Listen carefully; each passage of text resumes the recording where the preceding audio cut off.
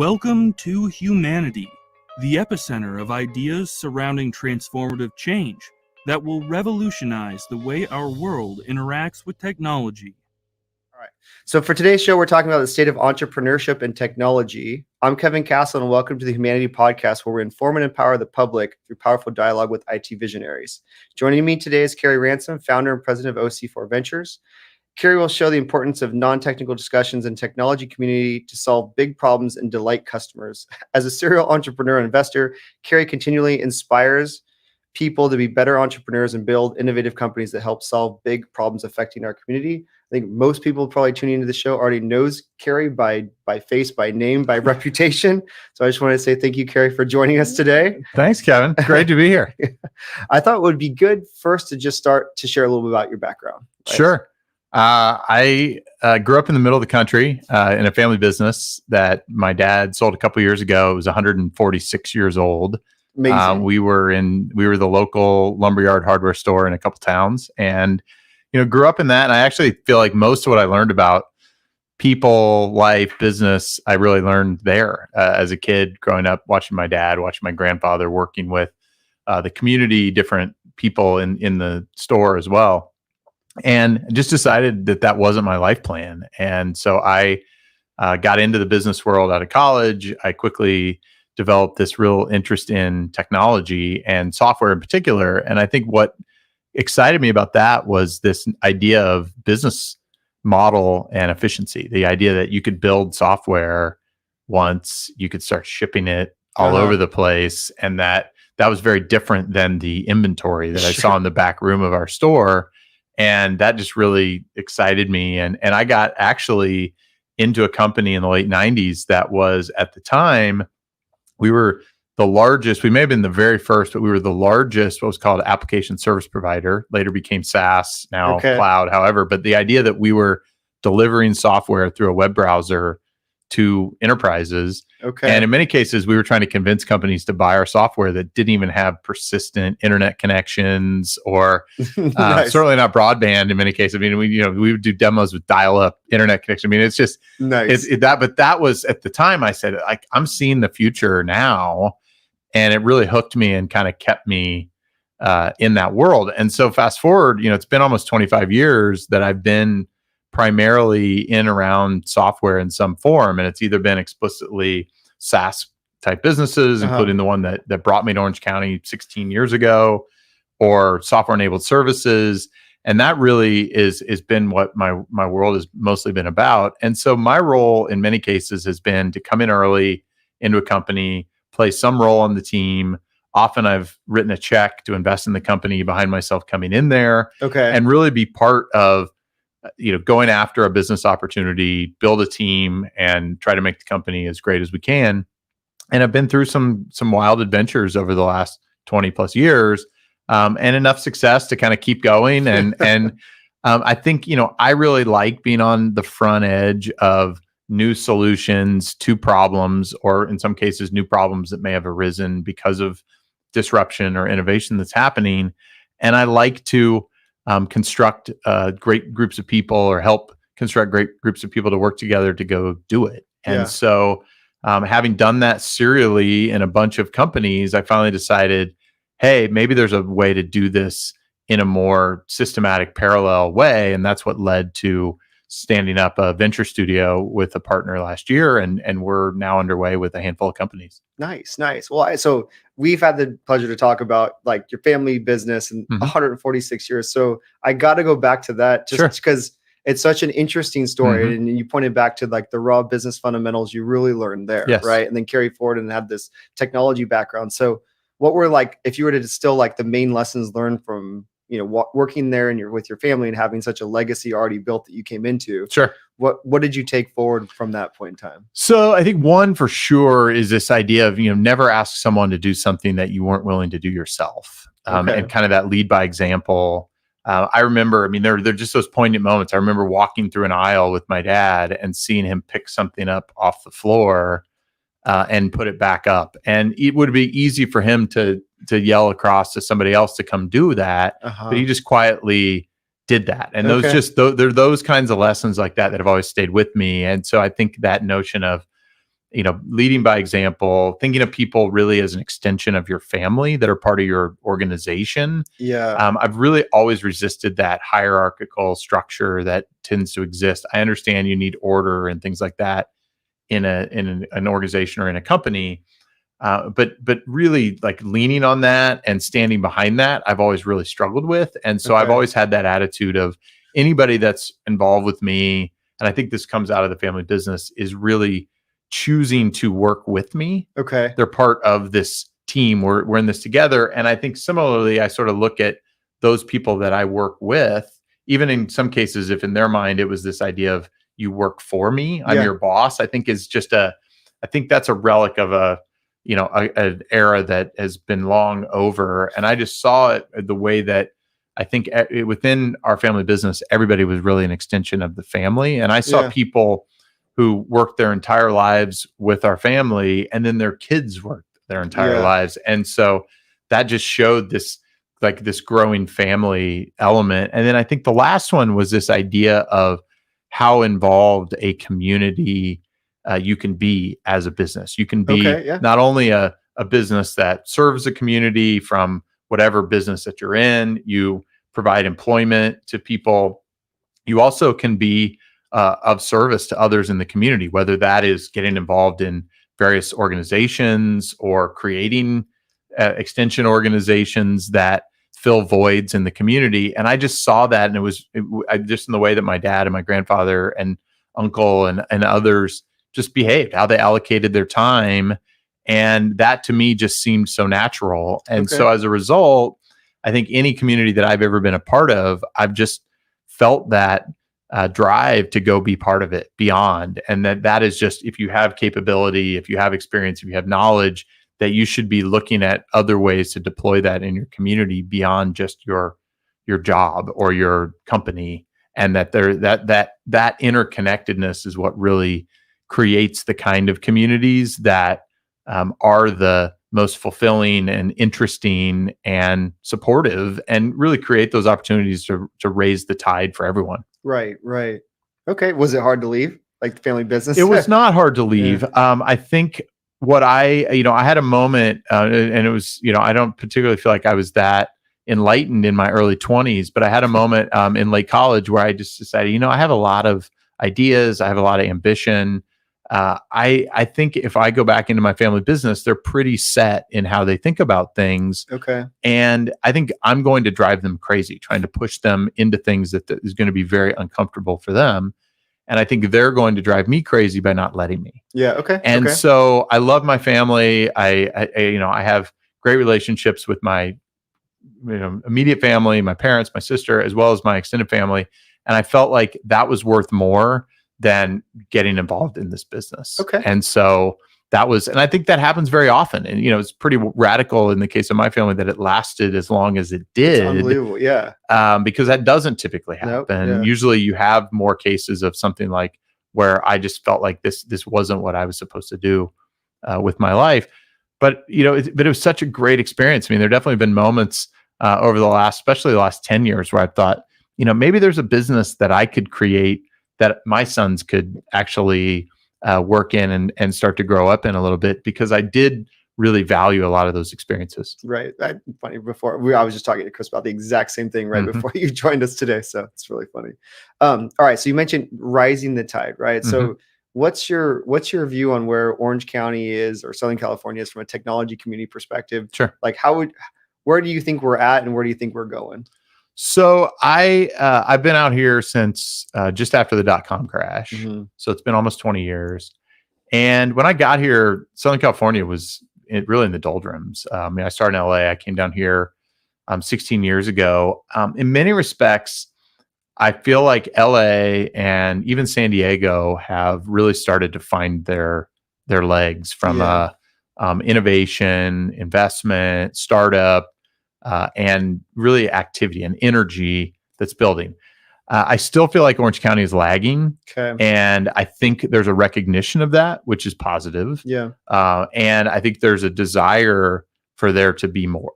Okay. And I appreciate that. And so I think that's where we start. People see, hey, we're not seeing the growth. If you look at things like venture capital investment. LA and San Diego both have seen significant upticks in the last 10 years, especially the last 4 or 5. Orange County has been largely flat. Okay. I think you have a lot of people that feel like there is still not a full, call it technology from the world that you and I live in, recovery from the .com days, which was now, feels like that was a couple cycles ago. Right. And, we're seeing a lot of activity in areas like medical innovation, healthcare, medical device, even biopharma. And I think in some cases that is intersecting with the software and technology world. And so I think Orange County is still trying to figure out, in some respects, what are the areas that we should really be a world leader in. We are in dental, in aesthetics, in ophthalmology, in some areas of cardiovascular. We have some real leadership positions globally in some of those areas. At a point, we were fairly strong in enterprise software, and we didn't really embrace SaaS and embrace the cloud like some other areas have. And so I think we have all the talent. I think we have, even in many respects, the entrepreneurs. And I think we need to just really double down on culture of how do we pull together the right pieces of people and ideas and capital around new business problems that do exist and are coming up every day, and really encourage people to think bigger and go for it, and not try to build, small or smallish types of sustainable companies that maybe are doing, a few $1 million a year in revenue, but go after those big problems that you can build upon and go create a 50, 100, multiple $100 million a year business, which are easier to scale now than really ever before. Right. And what do you think? I mean, do you think that from the talent, from the ideas, from the entrepreneurs, what do you think's been missing at this point? Or what do you think we have too little of that we're hopefully getting more of? I think it is a culture. I think, as I think about, there's a great new book, Brad Feld put out an update to a book he wrote, I think it was 8 years ago, called Startup Community. Okay. He has a new book called Startup Community Way, and they talk about the 7 capitals. And I think it's easy for a lot of people to say, we just don't have capital around here. Orange County has more capital in it now than ever in the history. We have more billionaires here. There's more capital. That aligning that capital to the perceived or real risk behind high growth, high tech companies is not prevalent here. Okay. I think you have more money that is going into Silicon Valley venture funds from here that rarely, if ever, makes it here than getting actually deployed here. Okay. We have entrepreneurs here. We have people with ideas, and I absolutely believe, I look at companies like yours and many others, that we have the technical and product and marketing and sales and other talent here that has proved to be very sticky in many cases in the companies that are already here. Right. And so you see companies from other areas often opening offices here and employing tens, if not hundreds, or in some cases thousands of Orange County residents, and they keep them. They keep them. I've had many people on my podcast who have either admitted or shared that, if they're doing recruiting or if they have employees, that people stay here in jobs far longer than they tend to in other places. And so to me, that says we're missing other types of capital. We may be missing some of the risk capital, but I think it's here. I think we're missing the kinds of network capital and cultural capital that are critical to a real vibrant startup community. We need to have a culture that says we can start it here, we can grow it here, we can root it and build it here. And we need to feel like the community is around to support that and connect that, and that some of those may not make it, but that's okay. And I think in a place that's more developed, that becomes an experience set that somebody takes with them to their next venture. And I think in the culture here, as it has been, failure has in many cases led people to have to flee or certainly fade into the shadows, as opposed to, Just appreciate them for little- trying and what are you going to do next, and sort of help connect that. And then I think on the network side, you have a lot of people that have ideas that aren't ready to pursue them because they perceive it to be particularly hard here to do that. They say either, I don't necessarily have my group of friends that I might start it with. Okay. So now I'm going to have to go recruit a bunch of people. Maybe I'm a non-technical business person. I need to find a technical co-founder and I'm not sure where those people are or if they exist here. And so I think a lot of it comes down to perception. Okay. Because I wouldn't have thought that would have been an issue at all, right? Yeah. I don't see stories. That was part of the reason why I started my podcast, to share the stories of people who are doing it, who are being successful, so that others here could see them and say, they're doing it. I have this little fire burning. Maybe that'll help it burn a little brighter, and I'm going to go for it. Right. And so I look at what we really need are the kinds of support systems that make it so apparent that people can succeed here, that they do it, they start it, or they come here to do it. And so I actually believe we have everything we need here to build incredibly successful companies, and the pieces just aren't connecting on a day-to-day basis like they are in other places that are just being more intentional. Yeah. Okay. Interesting. And so I guess tell me how OC4 fits into, like, how are you guys specifically helping? Sure. Yeah. So our goal is to try to increase the supply of venture fundable companies here. Okay. And we look at that. If you look at what's happened, we haven't seen a meaningful increase in venture activity here over the last several years, at times where 2018, 2019 were two of the biggest years in the history of the world from a venture capital investment standpoint.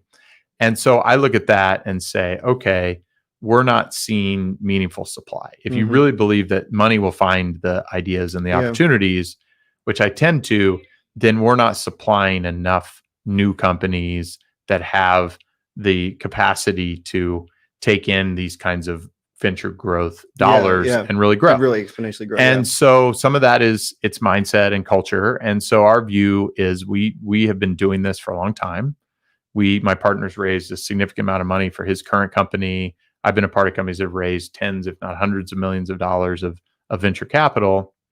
And so we know how to grow these companies. We know what the key decisions are at those various early to growth stages. Right. And we want to help more people make those decisions quickly and effectively, surround them with talent that they may not know or be able to access on their own, given the lack of network that is really here. Yeah. And as you know, I've been spending a lot of my last 15 years here getting to know other people here. Yeah. And I have had the great pleasure of working with amazing talent across a number of companies. I've probably been in and around more companies here than most people as well. Yeah. And, I look at that as, what's the value of that? The value of that is I've worked with a lot of people, and those people are very capable and just needed to be connected into the opportunities. And so really we look at ourselves as trying to bring the puzzle pieces together more intentionally and more aggressively, so that there's just an increased supply. And then from that, as we create consistent supply, we can have capital relationships that are more consistent and leverageable. If you look at most of the companies here that have raised a lot of capital, most of it is all unique, meaning they've gone and figured it out. If I look at a number of my friends who have done this, they've gone and figured it out, but they figured it out on their own with a new group of investors. And so we're not getting investors with this eye to, there is a consistent supply of good ideas and good companies coming out of this area.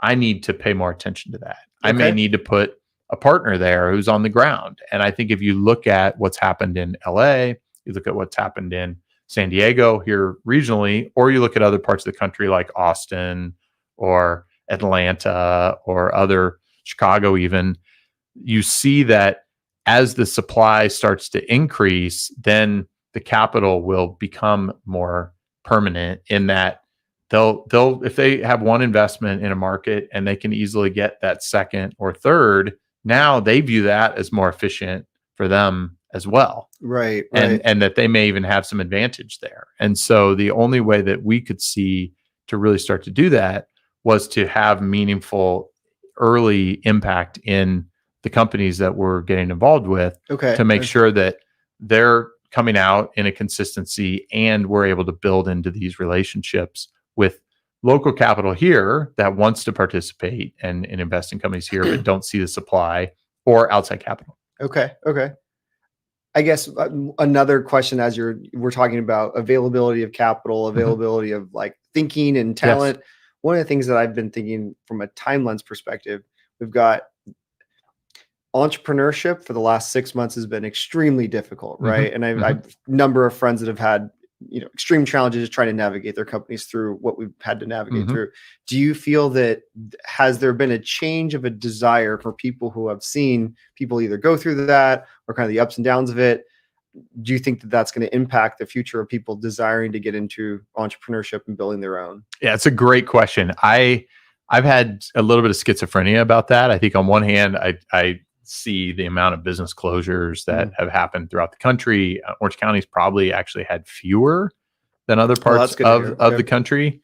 But that will definitely, in the short term, impact. I think the people that are meant, and I'm meant to be an entrepreneur. I don't think I could ever go back to doing something else. I think there's definitely a class of those. I did just see an article in the Wall Street Journal the other day that there's been a meaningful increase in the number of new business applications nationally just in the last few months. And so whether that's people who lost their jobs, who determined this was, the only alternative was to go start a company, or people who are seeing so much change and so much disruption, the typical entrepreneur sees opportunity in that, right, and will go figure out how to create something of value in the midst of all that craziness and chaos. So my heart goes toward that group of, hey, I hope people are seeing that this is a great time to start, and in a time where the market is in a bit of turmoil. Maybe this is often when some of the best companies get created anyway. I think the only impediment I see right now is how technology will be leveraged to do that, because we are definitely, and from my perspective, in a cycle where the big players, the big platforms are asserting themselves. They're hyper competitive, and when they see things that could be a threat to them, they're going to act very aggressively. And I would say that is a time in our historical business cycles when entrepreneurship gets a bit stunted. Okay, so more specifically, so if I think about people like Google or Amazon or the other bigger companies, we've had, there was a time probably 15 or so years ago where you had kind of that Wintel dominance, and they were pretty competitive until finally some of something like the internet came along and sort of blew up some of that closed platform sort of dominance. I'm not sure it's clear what that new disruption will be. Okay. And so right now, I look at it as we're in this era where it's really about applying technology to business problems and doing that in a really effective way. Versus true breakthrough technological innovation and change. We're going to see some of that. Top down versus bottom up, right? Yeah. But it's, I think, really getting clear about how to remake markets, remake business processes that do enable new value to be created. And I feel like that's the era that we're in right now, and still huge opportunities, but maybe a slightly different lens. And I feel like that's actually plays well to a place like Orange County where you have a really diverse set of industries. Mhm. So you have a lot of places where ideas could come from. Yeah. And in some cases, they just may need help in how do we go increase the efficiency or the intelligence of a business process or of an industry. And it could be where you have to pull together things like sensors and software and machine learning and data and put all that together into a solution that all of a sudden creates a much smarter, kind of connected hardware environment. Okay.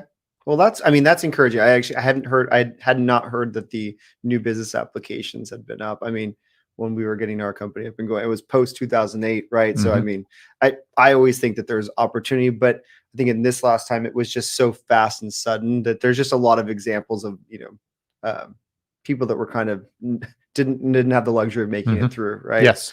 So tell me about OC4 in terms of, I know you guys set up in Westside Costa Mesa, Yes. right? So tell me about that, because it's a mile from my house, it's a mile from your Yeah. house, so that's interesting and unique. So Yeah, so we are big believers that you sort of need to have an environment that encourages a sense of what it feels like to be a startup entrepreneur, Okay. and it is that creative yet kind of scrappy type of vibe. Uh-huh. And we feel like area like West Costa Mesa, I think there are several others in the county as well, have that sense of this has a lot of possibilities. This has a lot of potential, and we'll see dynamicism, change, and growth over the next 10 years, let's say. Okay. Yeah. And I think being in the middle of that feeling is the kind of feeling you need as a creative entrepreneur to really fuel you, as opposed to this sense of this is already complete and comfortable. I think Right. you have to somewhat be uncomfortable, that it's not clear what the future is, to be able to navigate that. Right. And so we really like the area. We think there's a lot of really creative entrepreneurs around there. Uh-huh. We've had more even move in around us since we set up shop there. Okay. That's And cool. so we're big believers that over the next 10 years, places like Westside Costa Mesa, Santa Ana, Garden Grove, Anaheim, Fullerton, that those are going to be really, I think it's happening in Orange, just outside of Chapman, and that you have these really Mhm. interesting small cities. And we have 34 here in Orange County that have personality, Yeah. that are really going to remake and change and evolve. And I think that's really exciting to be there early, to be part of that. Right. I ran a company in Venice back in 2009 Oh, when I got involved. And I can tell you, there was nothing going on in Venice in 2009. And when I really kind of opened our doors in Costa Mesa back in the fall, I looked out one day and said, this looks and feels a lot like Venice did 10 years ago. Okay. And Okay. so, we feel like there are going to be some really interesting companies that emerge either from our venture studio or around us that will help reshape what an area like Westside Costa Mesa can be over the next 10 years. And so that's exciting to feel like we're being a part of that. No, that's really cool. I mean, that area has always been special to me because Mhm. I grew up surfed for some of those companies in that area. And it's like, that was like the hilltop where all the action sports companies Yes, were. You that's had right. Bob started Billabong there and then moved into Hurley, right?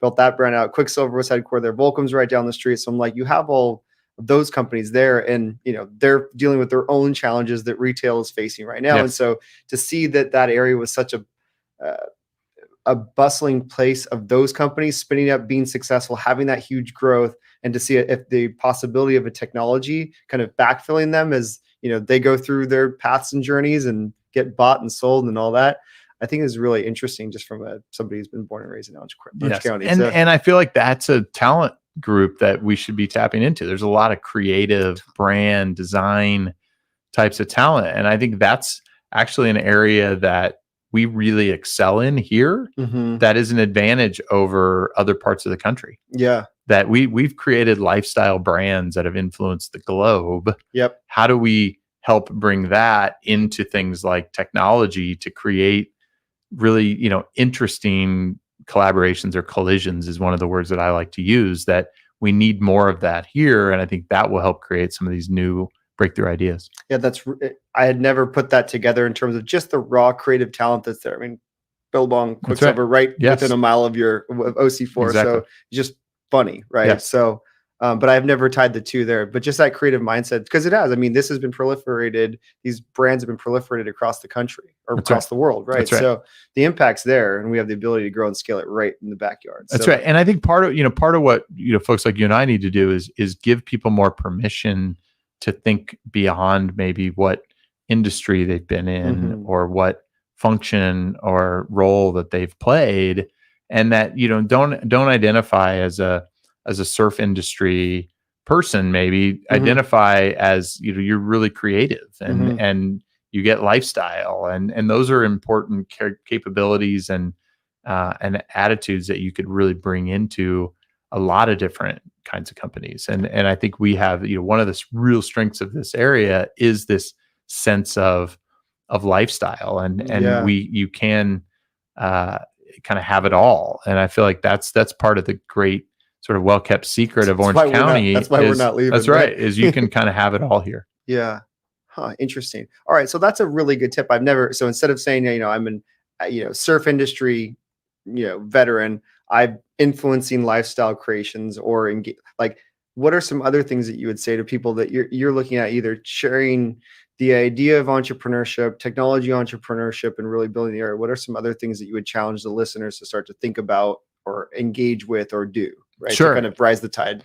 Yeah. I mean, a big part for me is just to encourage people to be curious, to learn, and to show up, to really understand that, a big part of what's happening in the world is just radical disruptive change. And, as I said, I grew up in a business that lasted a long, long time. And I think it's easy to get complacent and feel like, oh, this business will keep going. It'll keep doing what it's doing day after day, month after month, year after year. And I have a saying that I often say is like, things work until they don't work. And I think if anything, over the last 6 months, people should realize that there's a lot of things, when a pandemic hits, that don't work. Yeah. And a lot of people have had to scramble. Many have done it pretty darn effectively, and I give them kudos for that. But that doesn't mean we're going to go back, and we aren't going to see an equivalent disruption of some kind. Sure. And so that really honing that ability to learn, that ability to adapt, that ability to anticipate changes is a skill set that the more we encourage more people to develop, the more I think entrepreneurial ideas and the more opportunities we will see and be able to invest in and build around. And so I think a lot of it is just giving people that encouragement and that permission. You're not stuck. You can go out. You can go, you can go pursue a radical idea, and you actually have everything you need here. And you have people that want to help you with that. And I think that we need to try to get people more inspired to move beyond, to not just keep showing up day after day, especially if they're not really fulfilled and they're not happy, but to go figure out what it is that's going to get them out of bed in the morning and get them really excited and help them construct that life for themselves, because that's what we all really want. And I frankly feel like that if there's anything we all deserve, it's that. It's a life that we're able to really pursue our passion and find a way to align that with a way to really add value into the world. Amen. Amen.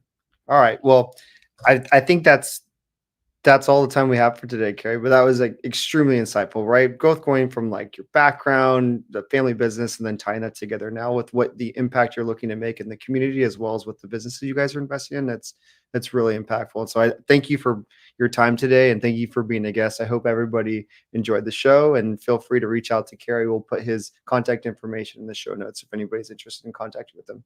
Thanks, Kerry.